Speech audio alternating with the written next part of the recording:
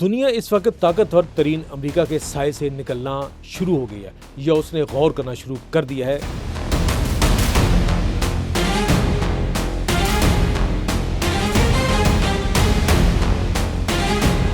امریکہ کے سابق اتحادی جو کسی وقت اس کی طاقت کا ایک بہت بڑا اس کے پشتیبان ہوتے تھے، اب اس سے اعتراض کرنے لگے، اب اسے کنی کترانے لگے ہیں۔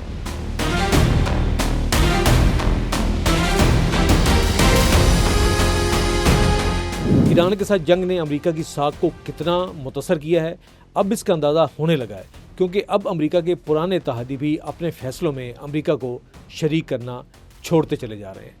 اس کی چند ایک مثالیں آپ کے سامنے رکھتا ہوں۔ نمبر 1، ڈنمارک نے امریکی پیٹریوٹ سسٹم کو ناقابل اعتبار قرار دیتے ہوئے فرانس اور اٹلی کا جو فضائی دفاعی نظام ہے اس کا انتخاب کر لیا ہے۔ یعنی اب ڈنمارک جو ہے وہ پیٹریوٹ پہ اعتماد نہیں کرتا، وہ پیٹریوٹ کو جو ہے وہ امریکہ سے نہیں خریدے گا، بلکہ اس کے بدل میں اٹلی اور فرانس کے جو دفاعی نظام ہے، فضائی دفاعی نظام، ان کا انتخاب کریں گے اور ان کے ذریعے سے جو ہے وہ اپنی دفاع کو مضبوط کریں گے۔ نمبر 2، کینیڈا نے F-35 طیاروں کی ڈیل کو کھٹائی میں ڈال دیا ہے۔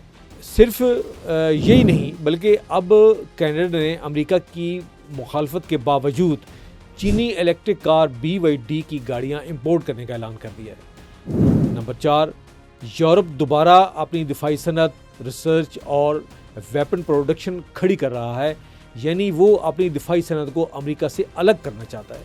نمبر 5، خلیجی ممالک نے بھی امریکہ کی بجائے جنوبی کوریا کے میزائل اور چین کے ڈرونز کو خریدنے پر غور کرنا شروع کر دیا ہے۔ نمبر 6، ہالینڈ کے بینک نے اپنی کلاؤڈ سروسز کے لیے امریکہ کی کمپنیز کی بجائے یورپ پر انحصار کرنے کا فیصلہ کیا ہے۔ نمبر 7، پاکستان سعودی عرب اور ترکی کے مکہ ایکارڈ کو بھی اسی سلسلے کی کڑی قرار دیا جا رہا ہے۔ یعنی یہ جو 3 ملکوں کا مکہ ایکارڈ ہوا ہے، یہ بنیادی طور پہ امریکہ کہ جو خلیجی ممالک میں یا اس ریجن کے اندر جو اس کا دفاعی نظام تھا اس پہ عدم اعتماد کا اظہار ہے۔ نمبر 8، عمان نے بھی امریکی مخالفت کے باوجود ابنائے ہرمز کے انتظام پر ایران سے براہ راست بات چیت کرنا شروع کر دی ہے، بلکہ ایسی سیٹلمنٹ بھی جو ہے وہ اس پہ ان دونوں ممالک اتفاق ہو گیا ہے، جس پر امریکہ نے بمباری کی دھمکی بھی عمان کو دی تھی۔ نمبر 9، اٹلی نے ایران کے خلاف امریکی ملٹری آپریشن میں تعاون اور ایئر سپیس دینے سے انکار کر دیا تھا۔ 10، حال ہی میں جنوبی کوریا نے بھی ایرانی جنگ میں امریکہ کا ساتھ دینے سے صاف انکار کر دیا تھا۔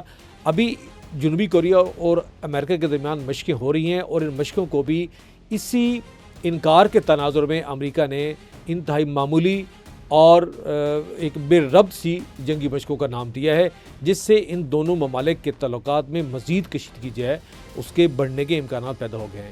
عالمی ماہرین کے مطابق کسی عالمی طاقت کے زوال کی ابتدا میں یہی ہوتی ہے کہ اس کے اتحادی اس کو نظر انداز کرنا یا اس کو چھوڑنا شروع کر دیتے ہیں اور اپنے فیصلے خود کرنے لگتے ہیں۔ امریکہ کا یہ مرحلہ شروع ہو گیا ہے، آگے دیکھتے ہیں کیا ہوتا ہے۔ اس سے پہلے کہ میں آپ سے اجازت لوں، ہمارے چینل کو سبسکرائب کریں، بیل آئیکن بٹن کو دبائیں تاکہ ہماری ویڈیوز آپ کو برابر پہنچتی رہیں، کمنٹ باکس میں جا کے کمنٹ کریں۔ اسی کے ساتھ اجازت چاہتا ہوں، مزید ویڈیو کے ساتھ آپ کی خدمت میں دوبارہ پیش ہوں گے۔ اللہ حافظ۔